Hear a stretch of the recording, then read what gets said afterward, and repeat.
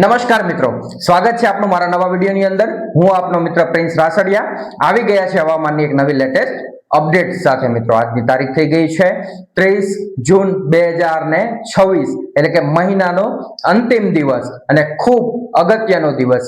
કારણ કે હવે આપણે નજર કરીએ તો આજુબાજુના વિસ્તારોની અંદર વાવણીની શરૂઆત થઈ ગઈ છે। મિત્રો આંખું ટગર ટગર આકાશની સામે મીટ માંડીને જોયા રાખે છે કે ક્યારે આપણા ગામની અંદર વરસાદ। તો હવે મિત્રો આપણે જે ગઈકાલની વાત કરી લઈએ કે ગઈકાલે આપણે જે આગાહી આપી હતી અને આપણે જે વિસ્તારો વ્યક્ત કર્યા હતા કે ભાઈ અહીંયા વરસાદની સંભાવનાઓ છે, તો શું એ વિસ્તારોની અંદર વરસાદ થયો છે કે નહીં, તો એ વિશે કંઈક ટેલી કરી લઈએ મિત્રો। કે આપણે અલગ અલગ વિસ્તારો વિશે કીધું હતું કે ભાઈ સામાન્ય સંભાવનાઓ થી મધ્યમ સંભાવનાઓ લાગી રહી છે કે ભાઈ આ વિસ્તારોની અંદર વરસાદ શક્ય છે મિત્રો। તો એ રીતે આપણે જે છે કે અલગ અલગ વિસ્તારોની અંદર વરસાદ થયો છે કે નહીં એ વિશે જાણી લઈએ।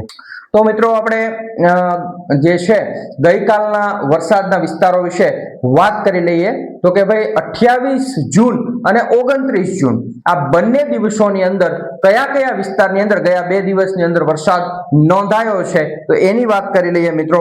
તો કે મહુવા વિસ્તાર જે આપણે જે આશા વ્યક્ત કરી હતી કે ભાઈ મહુવા વિસ્તાર છે, રાજુલા વિસ્તાર છે, ભાવનગરના ઘણા બધા વિસ્તારોની અંદર વરસાદની સંભાવનાઓ છે। દરિયાકાંઠાથી લઈ અને શહેર અને ત્યાંથી દરિયાકાંઠાથી 70 થી 100 કિલોમીટર અંદરના વિસ્તારોની અંદર પણ વરસાદની સંભાવનાઓ રહેલી છે મિત્રો। તો એ જ પ્રમાણે જે છે કે આજે જોવા મળી રહ્યું છે કે ભાઈ મહુવાનું મોટી વડાલ હોય, ત્યારબાદ જે છે કે જેસર પંથકની અંદર ખરેખર મેઘરાજાએ હેત વરસાવ્યું હોય એવું લાગી રહ્યું છે મિત્રો।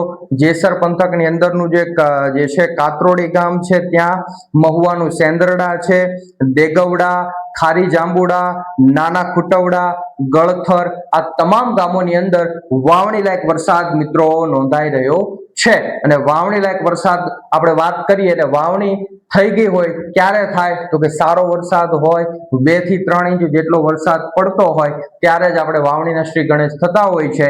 એ જ પ્રમાણે અહીંયા વરસાદ દેખાઈ રહ્યો છે મિત્રો।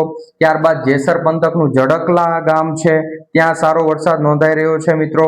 આમ જેસરનું સનાળા છે, આ તમામ વિસ્તારોની અંદર મતલબ કે હજી જેટલા આપણને જે છે કે આપણી પાસે માહિતી છે એ પ્રમાણે વાત કરી રહ્યા છે કે આ પંથકની અંદર આ વિસ્તારોની અંદર વરસાદ નોંધાઈ રહ્યો છે। અહીંયા એવું પણ બને કે ક્યાંક જે છે ઘણા વિસ્તારોની અંદર છાટાછૂટી પણ થઈ હોય, ઘણી જગ્યાએ સામાન્ય રેડા ઝેપટા પણ આવ્યા હોય અને સારા વરસાદ પણ થયા હોય એવું પણ બની શકે છે મિત્રો। ત્યારબાદ આપણે મધ્ય સૌરાષ્ટ્ર બાજુનો ભાગ વાત કરીએ તો કે રાજકોટ, કોઠારિયા, સોલવંટ છે, અહીંયા પણ જે છે કે વરસાદની ગતિવિધિઓ જોવા મળતી હોય છે અને કાલે પણ જે છે કે ત્યાં વરસાદની ગતિવિધિ જોવા મળી છે મિત્રો। ત્યારબાદ મહુવા અને તળાજા, તો કે તળાજાનો જે નવા સાંગાણા ગામ છે ત્યાં પણ જે છે વરસાદની સારી એવી ગતિવિધિ જોવા મળી છે। ત્યારબાદ અમરેલી જિલ્લાની અંદર પણ આપણે આશા વ્યક્ત કરી હતી કે અમરેલીના પણ અમુક વિસ્તારોની અંદર વરસાદ થઈ શકે છે। એ જ મુજબ અમરેલીનું સાવરકુંડલાનું ધાર, ત્યાં પણ સારો એવો વરસાદ જોવા મળી રહ્યો છે મિત્રો। સાવરકુંડલાનું હિપાવડલી ગામ છે, ત્યાં પણ સારો વરસાદ નોંધાયો છે।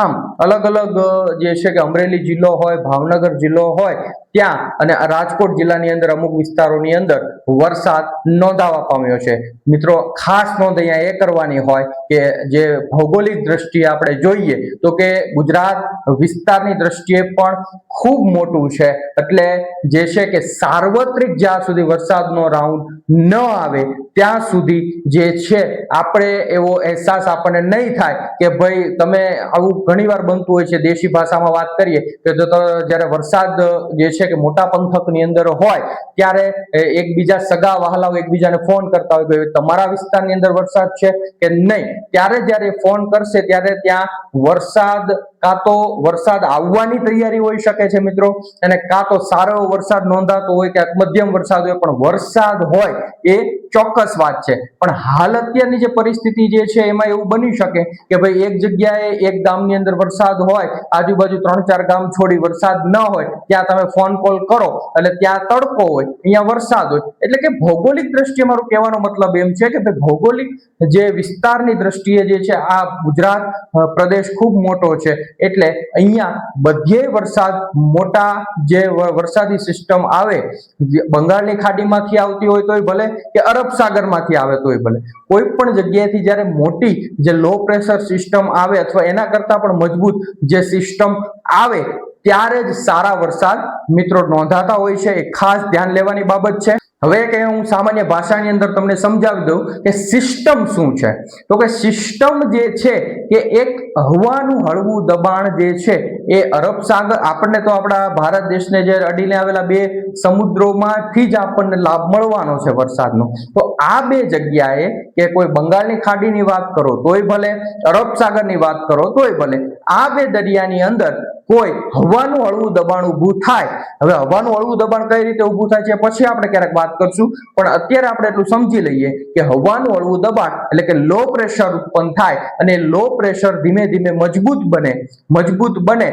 લો પ્રેશર હોય એ પેલા યુએસસી બનતું હોય છે કે અપર એર સાયક્લોનિક સર્ક્યુલેશન બનતું હોય છે મિત્રો, એને યુએસસી કહેવાય. એટલે કે જે હવા જે છે એ ગોળ ગોળ ફરવા માંડે છે મિત્રો.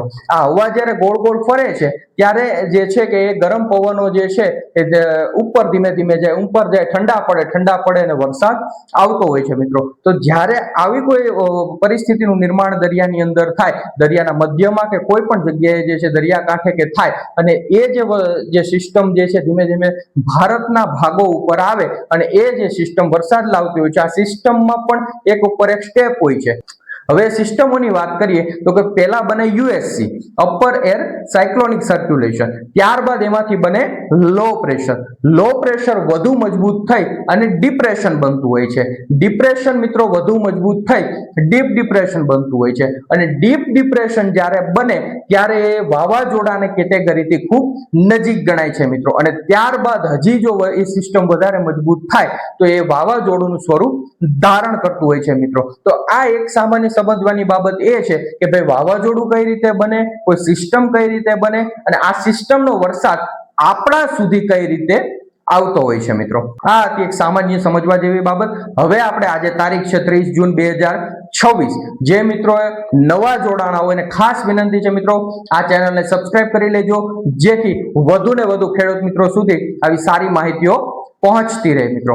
હવે આપણે આજના વરસાદની વાત કરીએ તો આજે થઈ ગઈ છે 30 જૂન 2026. તો આજે આપણે લાઈવમાં જ આપણે જે છે કે પ્રિડિક્શન કરીએ ભાઈ કયા કયા વિસ્તારોની અંદર વરસાદની શક્યતાઓ રહેલી છે. તો મિત્રો પહેલા જ આપણે વાત કરી લઈએ તો કે જામનગર જિલ્લો છે ત્યાં આજે વરસાદ થવાની ખાસ સંભાવનાઓ રહેલી છે. જામનગરનું જે છે ધુવાવ, ઠેબા, કાંસુમારા, ચેલા, જે આ બધા જે નાના ગામડાઓ છે ત્યાં પણ વરસાદ થવાની આજે સંભાવનાઓ રહેલી છે.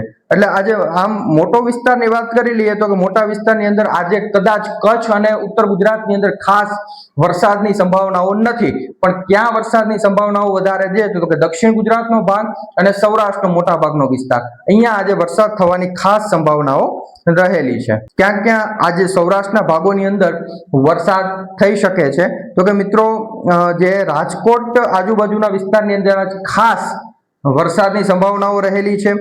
રાજકોટની બાજુમાં આવેલું કાલાવડ છે, ત્યારબાદ ઉપલેટા વિસ્તાર છે, ત્યાં અહીંયા ઉપલેટા અને જુનાગઢ વચ્ચેનો જે વિસ્તાર છે ત્યાં આજે ખાસ વરસાદની સંભાવનાઓ છે.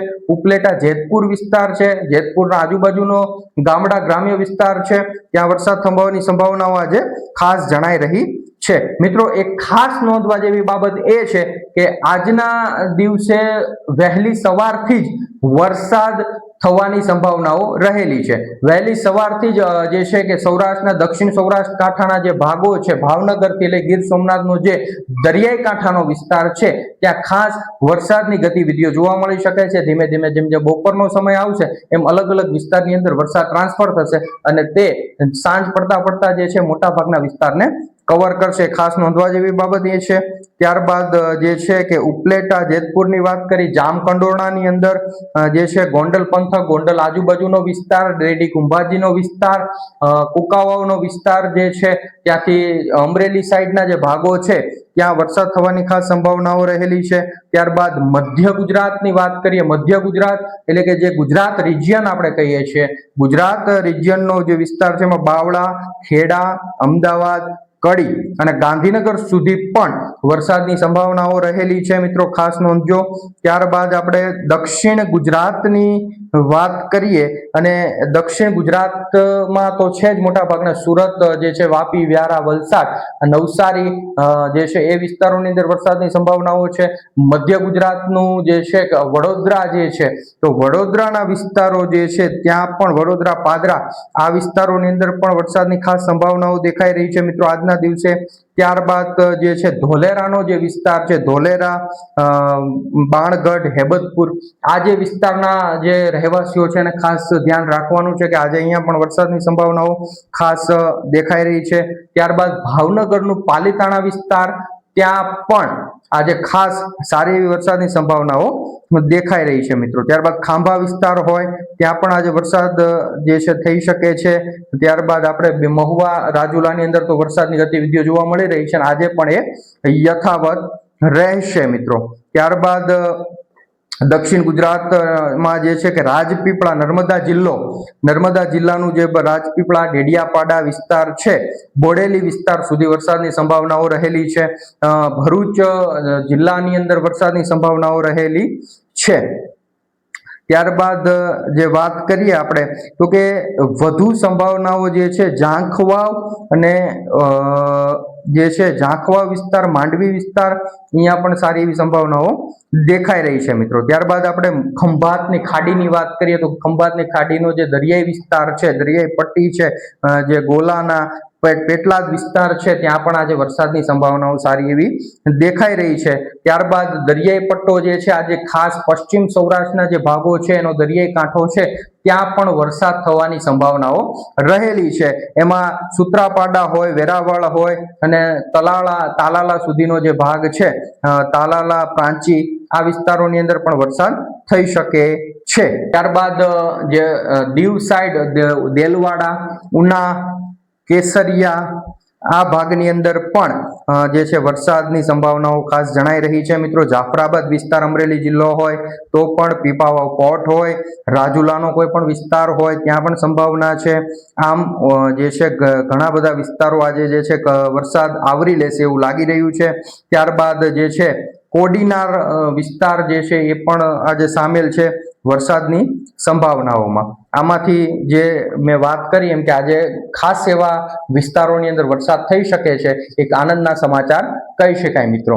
જે મિત્રો નવા જોડાયા હોય ખાસ લાઈક, શેર, સબસ્ક્રાઇબ કરતા જજો મિત્રો, જેથી વધુ ને વધુ લોકો સુધી આપણો વિડીયો પહોંચી શકે છે. પાછા નવા વિડીયોમાં નવી લેટેસ્ટ માહિતી સાથે, ત્યાં સુધી મિત્રો રજા લઉં છું. આભાર, ધન્યવાદ, વંદે માતરમ, જય